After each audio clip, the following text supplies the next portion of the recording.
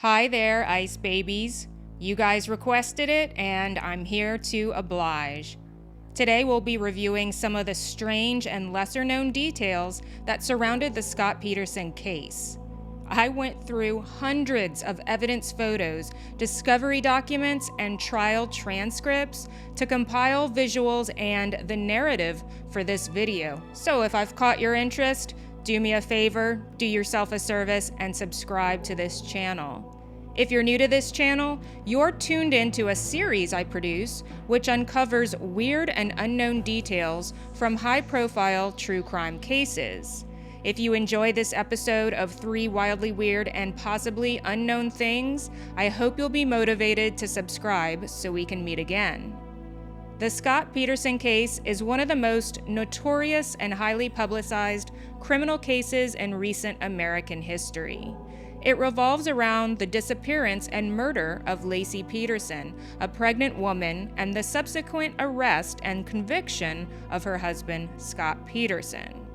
On December 24, 2002, Laci Peterson, who was 8 months pregnant with her first child, went missing from her home in Modesto, California. That morning, Scott Peterson reported that Laci had gone for a walk with their dog while he went fishing at Berkeley Marina. When Scott returned home that afternoon, Laci was nowhere to be found. Her dog was discovered wandering the neighborhood with its leash still attached, sparking immediate concern. We'll be taking a closer look at things that just don't add up about Laci's quote-unquote disappearance a little later in this video. The investigation into Laci's disappearance quickly attracted national media attention. Family, friends, and volunteers embarked on an extensive search for Laci, covering vast areas of Modesto and beyond. Scott Peterson's behavior during this time raised suspicions. He was seen as emotionally detached and evasive, which contrasted sharply with the grief-stricken reactions of Laci's family. Further scrutiny revealed troubling details about Scott's personal life. It emerged that he had been having an affair with a massage therapist named Amber Fry. Fry cooperated with the police, revealing that Scott had lied to her about his marital status, claiming that he had, quote, lost his wife, and this would be his first Christmas without her. This revelation significantly shifted public perception and intensified suspicion against Scott. On April 13th and 14th, 2003, the remains of a woman and a male fetus were discovered on the shores of San Francisco Bay, near where Scott had claimed to be fishing. The bodies were identified as Laci Peterson and her unborn son, Connor. The condition of the remains suggested that they had been in the water for a significant period, consistent with the timeline of Laci's disappearance. Hang in there, because we're going to dive into the evidence supporting the premeditated and deliberate disposal of the Peterson victims by none other than Scott Peterson. On April 18, 2003, Scott Peterson was arrested in La Jolla, California. At the time of his arrest, Scott had dyed his hair blonde and had with him nearly $15,000 in cash, multiple credit cards, his brother's driver's license, and camping equipment, which prosecutors argued indicated an intention to flee. Scott Peterson was charged with 2 counts of murder, first-degree murder with special circumstances for the death of Laci, and second-degree murder for the death of Connor. His trial began in June 2004 and was moved to Redwood City due to the extensive media coverage in Modesto. Throughout the trial, the prosecution painted a picture of a man who wanted out of his marriage and impending fatherhood. They argued that Scott murdered Laci and disposed of her body in the San Francisco Bay. The defense contended that there was no direct evidence linking Scott to the murders and suggested that someone else could have been responsible. On November 12, 2004, the jury found Scott Peterson guilty of first-degree murder for Laci and second-degree murder for Connor. In the penalty phase, the jury recommended the death penalty, and on March 16, 2005, the judge sentenced Scott Peterson to death by lethal injection. Since his conviction, Scott Peterson has maintained his innocence and has appealed his conviction multiple times. In August 2020, the California Supreme Court overturned his death sentence, citing significant errors in jury selection during his trial.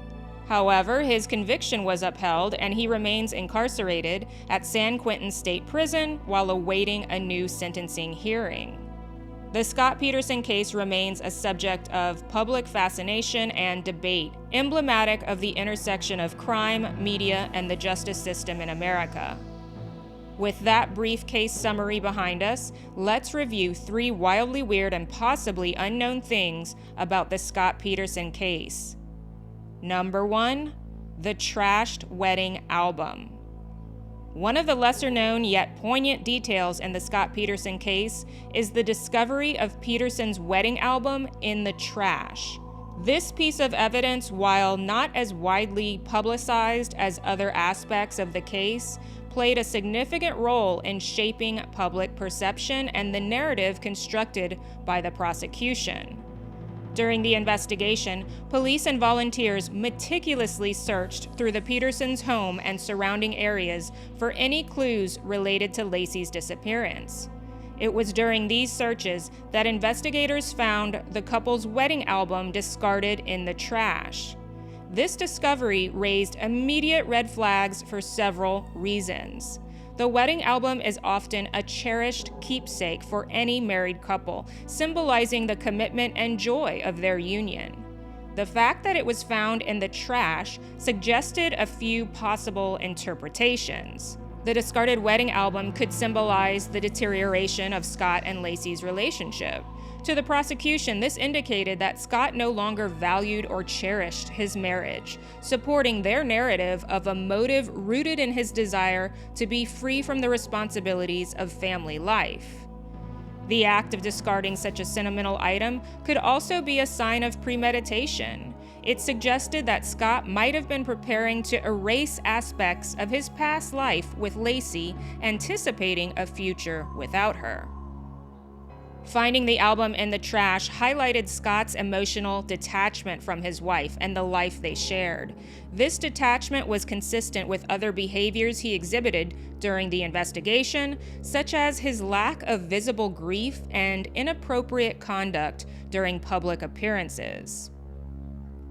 During the trial, the prosecution used the discovery of the wedding album to paint a picture of a man who was systematically detaching himself from his marital commitments. They argued that Scott's decision to discard the album was a metaphor for his desire to discard his wife and unborn child. This act, combined with other evidence, supported their claim that Scott was planning a new life without Laci and Connor. The image of the discarded wedding album resonated with the public and the jury. It was a tangible, relatable piece of evidence that spoke volumes about Scott's state of mind and his feelings towards his wife. For many, it was a powerful symbol of his guilt and premeditation. The wedding album found in the trash is a lesser-known detail that added depth to the case against Scott Peterson. It reinforced the narrative of a man who had not only physically disposed of his wife, but had also emotionally and symbolically discarded his life with her. This small yet significant detail helped the prosecution build a comprehensive picture of Scott's motives and actions, contributing to his conviction for the murders of Laci and Connor Peterson. And that's why the trashed wedding album is first on this list of wildly weird and possibly unknown things about the Scott Peterson case. Moving on to number 2, the hair evidence. A perplexing discovery wrapped in a pair of pliers, the hair evidence in the Scott Peterson case also played a significant role in strengthening the prosecution's case against him. It provided crucial forensic evidence linking Laci Peterson to Scott's boat, adding weight to the theory that he was involved in her disappearance and murder.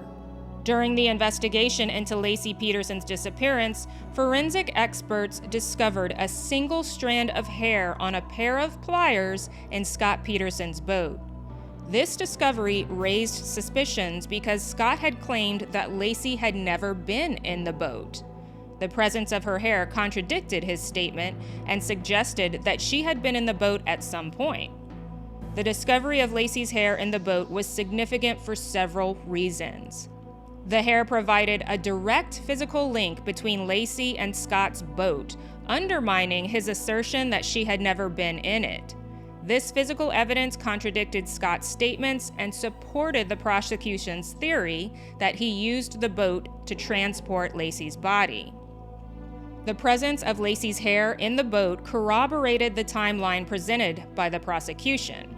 It suggested that Laci had been in the boat around the time of her disappearance, aligning with the prosecution's argument that Scott used the boat to dispose of her body.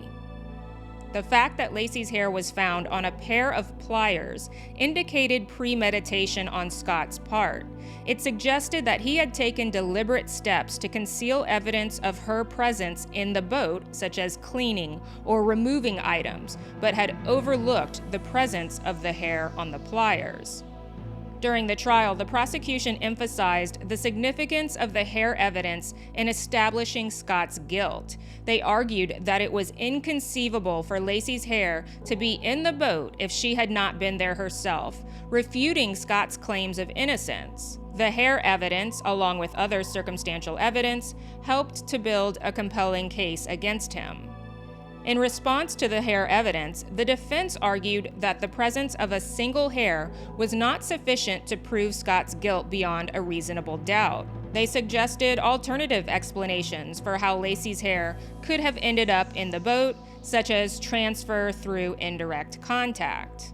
While seemingly small in isolation, the hair evidence in the Scott Peterson case played a role in bolstering the prosecution's case and undermining the defense's arguments.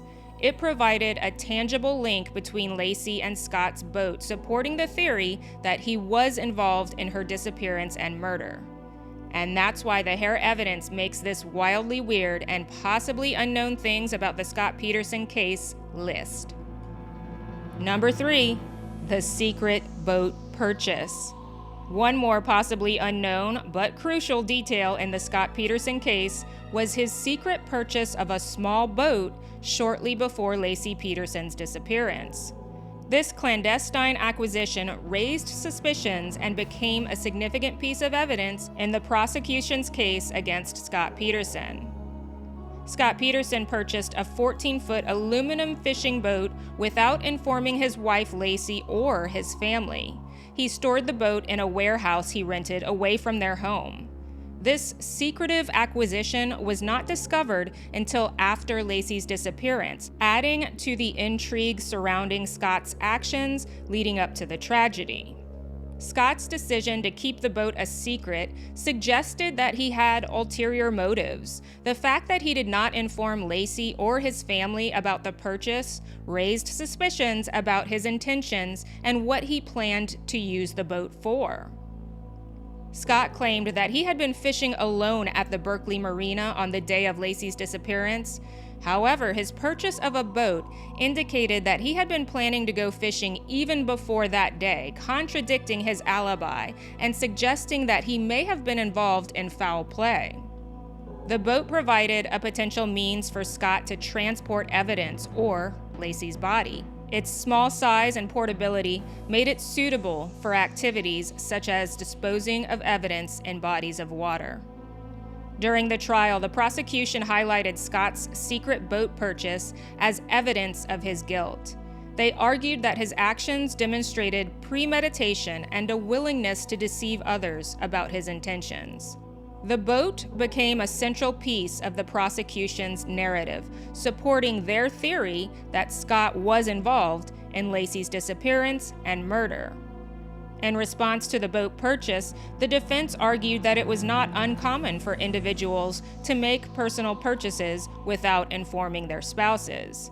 They suggested that Scott's decision to keep the boat a secret did not necessarily indicate guilt and could be explained by other factors, such as wanting to surprise Laci.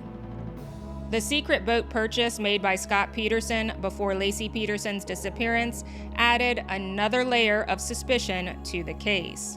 Ultimately, the boat purchase contributed to Scott Peterson's conviction for the murders of Laci and their unborn son, Connor. And that's why Scott Peterson's secret boat purchase is last on this list of wildly weird and possibly unknown things about the Scott Peterson case.